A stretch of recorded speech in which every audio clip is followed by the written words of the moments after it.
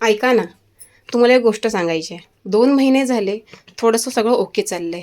Okay चाललंय म्हणजे बऱ्यापैकी चाललंय, भरपूर कामामध्येच आहे आणि गेल्या महिन्यापासून ॲफिलिएटचं काम चालू असल्यामुळे अजूनही बिझीच आहोत. आणि हे ॲफिलिएटचं काम बघून काही जणांच्या पोटात का दुखायला लागले काय माहिती. खूप जणांना असं वाटते की आता यांचं एकदम मस्त चाललेलं आहे. म्हणजे ज्यांना ह्यातलं काही माहिती नाही आहे ना, ते खूप मोठे-मोठे डोक्यात स्वप्न घेऊन बसलेले आहेत की यांचं आता असं चाललंय, तसं चाललंय. म्हणजे आमच्या बाबतीत चांगलं आहे असं म्हणणार नाही मी, पण त्यांच्या डोक्यात खुरापाती चालल्या आहेत. कोण म्हणतं इकडे पैसा हवा आहे, कोण म्हणतं तिकडे पैसा हवा आहे. प्रत्येकजण आता पैसा मागायला टपला आहे. हे काम निघाले, ते काम निघाले, असं तसं. म्हणजे प्रत्येकाला असं वाटतं की सगळं काही सोपं आहे. अवघड काहीच नाही. पैसा मिळवणं एवढं सोपं आहे का सोशल मीडियावर? सांगा बरं. 4 वर्ष 3 वर्ष झाली उगाचच आम्ही हे सगळं करतोय का? किती टेन्शन, किती त्रास सगळं सहन करून शेवटी काही ना काहीतरी कामातून वेळ काढून का होईना करण्याचा प्रयत्न करत असतो. पण सगळेजण काय काय घेऊन बसतात ना तेच कळत नाही. जाऊ द्या, तो विषय भले वेगळा आहे. कोणालाही आमचे प्रॉब्लेम्स दिसत नाही. प्रॉब्लेम्स मान्य आहे, सगळ्यांच्या घरात आहेत. आता सगळेजण काय म्हणणार की तुम्ही देवाधर्माचं करत नाही. देवाधर्माचा प्रत्येक व्यक्ती करतो. जो शून्यात आहे तो सुद्धा करतो आणि जो श्रीमंत आहे तो सुद्धा करतो आणि जो नास्तिक आहे ना तो सुद्धा म्हणतो अरे देवा. प्रत्येक व्यक्ती हा देवाचं करत असतो. एखाद्याला काय वाटतं की मीच देवदेव खूप करतो आणि मीच खूप मोठा आहे आणि समोरचा व्यक्ती हा छोटा आहे.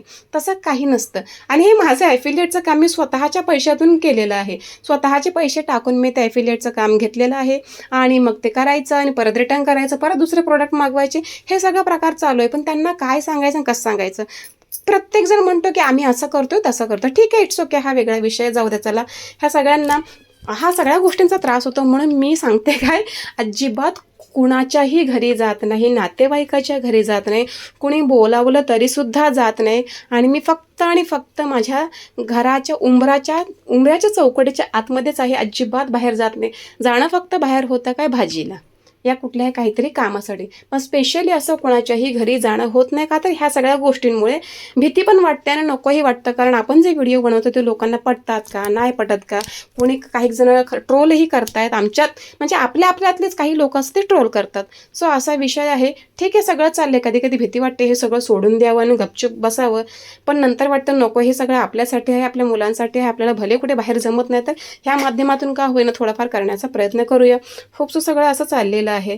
सो म्हणून म्हणते की देव आहे की नाही हे पण कळत नाही. कारण जो काम करतो ना त्याला सुद्धा खूप उशिरा फळ देण्याचा प्रयत्न करतोय हा देव.